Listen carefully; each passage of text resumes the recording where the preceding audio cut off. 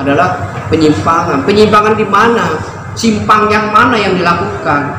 Ya, kalau misalnya penyimpangan itu, kita sudah bertanya kepada Ayah Takim Malik, ada kelainan jiwa enggak? Ada organ tubuh yang ada penyimpangan enggak? Atau ada yang suatu menonjol dalam pikiran yang negatif tidak? Nah, dia bertanya, dia normal kok, betul nggak? Normal nggak? Normal. Abi. Normal. Disitulah. Punya agama, ya. Itu. Punya tuntunan, ya.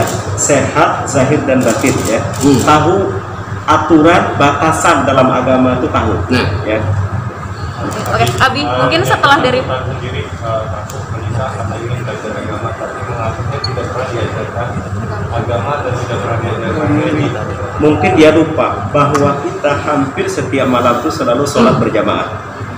Ya, ini saya katakan, ya, hampir setiap malam, ya, kita sholat berjamaah. ya. Abi, sholat berjamaah juga dia yang mengingatkan, bukan Abi yang menuntut. Abi, maaf nih, Bi. Ini kan tadi di MUI dia bilang kalau Abi bilang kalau di ini ada yang ulama yang membilangkan kalau dengan melakukan itu ada yang halal, ada yang haram. Bener nggak Abi mengatakan? Nggak sama sekali. Jadi Abi tahu itu haram ya, Bi? Itu haram, ya. Itu diharamkan. Makanya saya katakan, saya ini orang yang beragama, orang yang sehat jasmani dan rohani, orang yang punya etika, orang yang punya adab, sadar, gitu ya. Apa? Pada saat pertama press komisi dia di kafe itu ya, anak-anak udah lihat, gitu. Dan mereka memberikan support, memberikan dukungan. Oke. Tentang penyimpangan seks. Itu saya katakan itu tidak benar sama sekali, gitu. Ya, saya katakan dengan tegas, ya, itu tidak benar sama sekali, ya. Saya terus terang aja, saya mengatakan sebenarnya tanggal 1 dia meninggalkan rumah, tanggal 6 saya datang ke sana, saya menjadi kalah ke dia secara lisan dengan dia berdua, gitu ya. Saya pulang, ya. Dan saya agak bingung itu tanggal 12 ya. Tanggal 12 itu tiba-tiba dia melakukan apa namanya? Nah, preskon, ya, di salah satu kafe ya di Jakarta Selatan. Justru saya diberitahu juga sama rekan-rekan wartawan, gitu. Begitu saya lihat videonya saya kaget, gitu. Dan bahkan yang saya agak bingung itu ada hasil visum segala, gitu. Ya kan? Padahal dia berpisah sama saya itu sudah hampir setengah bulan, dari tanggal 1 sampai tanggal 12 kan, gitu ya. Itu yang membuat saya bingung, gitu. Ini visum yang mana kan gitu ya. Gitu ya Pak ya. Betul. Jadi saya membantah dengan keras masalah itu adalah kebohongan besar. Ini dilaporin. Akan kita pertimbangkan ya Pak. Ya, betul. Kita akan melihat dari kemana arah dia maunya. Tapi maaf, kalau saya bilang katanya kalau misalnya seandainya memang batas, apakah berani sampai plus bisa bocor? Berani saya, ya, berani, ya. Jadi istilahnya kan, makanya saya katakan dari awal ini adalah apa, permasalahan rumah tangga ini. Saya sebenarnya tidak pengen sebenarnya ini terjadi mencuat ya, tapi karena dia yang selalu apa namanya memulai dari awal kan gitu ya. Saya mencoba menahan, ya, mencoba menahan dari awal, tapi lama kelamaan saya lihat ini saya harus bicara. Makanya dari awal saya ceritakan ya kronologinya seperti itu. Mungkin tambahan dari Pak. Ya. Teman-teman, terima kasih ya. Kita sudah mendengar ya bahwa Ayah Takim Malik ini menceritakan dari keluhan-keluhan yang dianggap ada tidak kebenaran ya, dan dari mantan istrinya itu mencari pembenaran. Kita di sini hidup ya, tidak ada yang menyalahkan, tidak ada yang mencari pembenaran, tetapi saya sebagai penasihat hukum ya, ini kan udah jelas bahwa tanggal 6 ditalak. Mengapa pada saat itu dia tidak membuat suatu bagaimana caranya, kalau dia luka, lukanya seperti apa, atau dia maunya seperti apa, kan bisa selesaikan secara baik-baik pada saat dia berumah tangga, ya. Nah, kemudian mengapa setelah ditalak diterima terjadi adalah kebohongan-kebohongan publik yang akhirnya mendorong kepada pemikiran-pemikiran orang, lalu ya ini Ayah Taki Malik ini selalu berdiam dan bersabar. Tapi kesabaran manusia itu kan ada batasnya. Tidak mungkin dia bersabar terus menunggu terus-terusan dikatakan penyimpangan seksual lah, penyimpangan terhadap oral seks lah.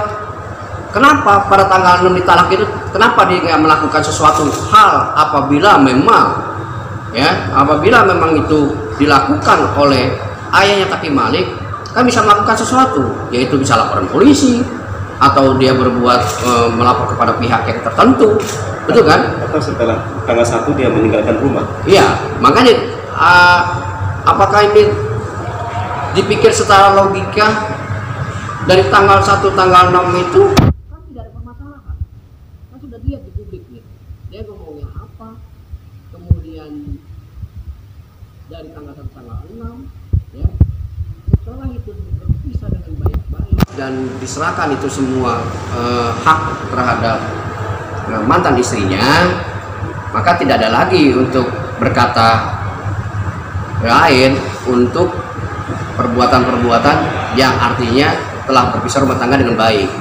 Nah, saya sebagai penasihat hukum ini menyesalkan sekali apakah dengan adanya seperti ini mencari sesuatu atau dia memang mau cari hanya mencari melihat bahwa pemikiran-pemikirannya itu dilihat Ayah Taki Malik ini sehingga pikirannya goncang ya.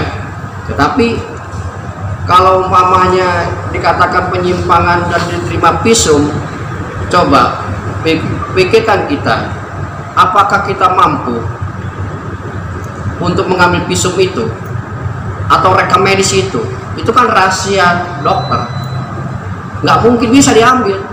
Kalau dia misalnya umpamanya lukanya di luar daripada ya, di luar dari tanggal umpamanya tanggal 6, dia tanggal 5, tanggal 4 mungkin itu luka, mungkin dia pada waktu itu kan berseteru, bisa bagaimana caranya lukanya dia, bagaimana juga tanggung jawabnya. Tapi ketika saat tanggal ini tidak ada masalah, tidak ada masalah. Apa masalah saat ini seperti apa, Bi? Untuk meluruskan saja seperti apa? Assalamualaikum warahmatullahi wabarakatuh. Waalaikumsalam. Ya, pertama-tama saya menyampaikan satu hal gitu, bahwa ini kan permasalahan rumah tangga, ya Pak. Betul. Permasalahan antara suami dan istri.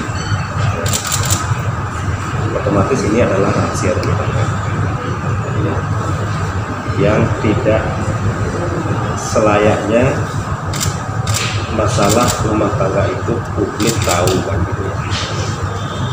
Itu diantara mas-masnya, mbak-mbaknya ada yang sudah rumah tangga kan?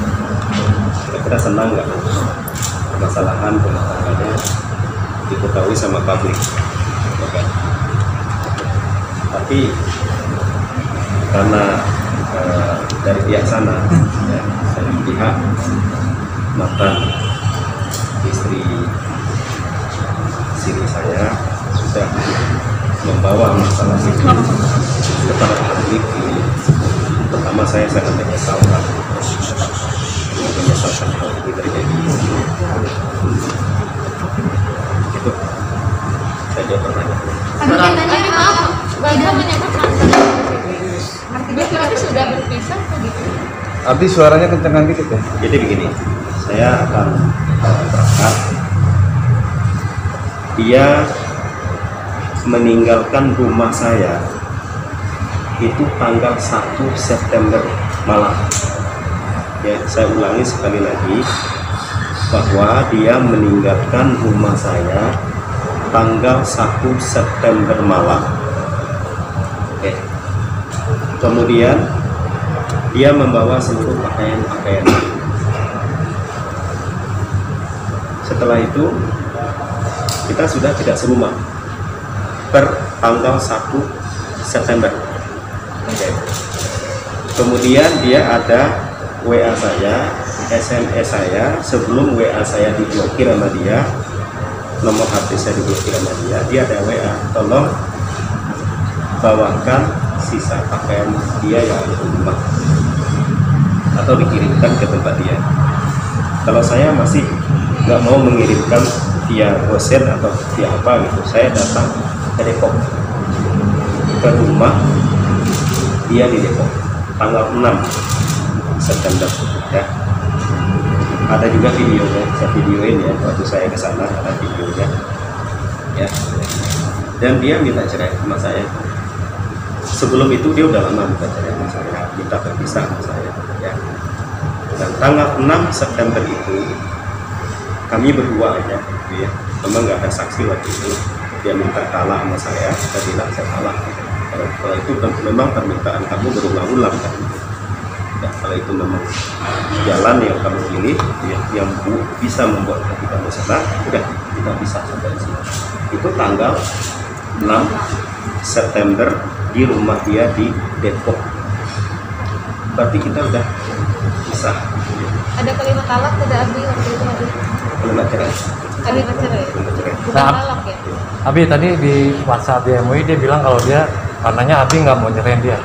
Gimana tuh hadapannya? Saya nggak tahu ya, dia bilang begitu ya. Cuma saya di hadapan dia kalau tanggal 6 itu saya sudah menyebutkan talak ke dia. Talak satu. Menceraikan dia tanggal 6 Oh. September ya. Abi itu alasannya sendiri apa Abi? Pertama ya mungkin sudah tidak ada kecocokan. Kedua dia memang tetap minta diceraikan gitu ya. Udah saya kabulkan permintaan dia kan.